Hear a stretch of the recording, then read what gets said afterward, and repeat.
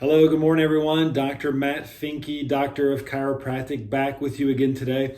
Today, I want to talk to you about athletic injuries and how chiropractic can help that. The reason I want to bring that up, two reasons I want to bring that up. Number one, last couple of weeks, I've seen a lot of high school athletes, a couple of college athletes coming in for various types of injuries.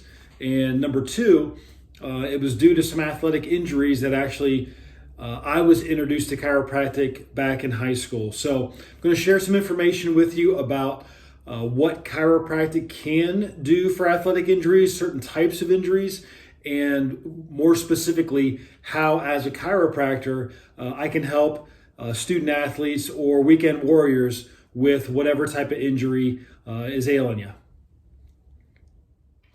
So when it comes to athletic injuries, chiropractic is very helpful on a whole scope of different types of sports, different types of injuries. For example, a lot of the things I've seen recently, specifically this time of year, some golfing injuries, shoulders, wrists, elbows, lower back. I've seen a couple of football injuries come in. With football, there's obviously a lot of force and compression into the body that can cause an acute or an immediate injury, or it can cause something that manifests and unveils itself over time. I've seen some volleyball players come in. Those have been some shoulder injuries, some knee injuries from volleyball. I've seen some runners, some cross-country athletes coming in just to the constant pounding from running on their body. I've got a couple of kids that are preparing for upcoming swimming season. They've been doing some conditioning, starting to get into the pool.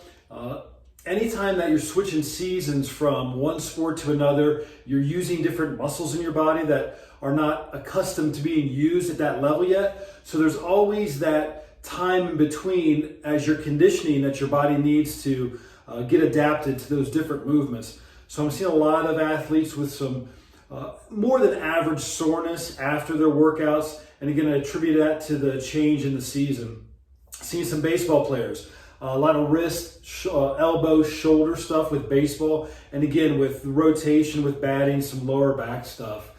As far as my weekend warriors, I got a lot of people that cycle on a regular basis, and I always tell them just kind of being over in that hunched position when you're cycling puts a lot of stress on the upper back, the neck, lower back as well. So I'm seeing a lot of that. Obviously, I have some runners, again, golfers. That are some weekend warriors that are seeing some injuries come about there.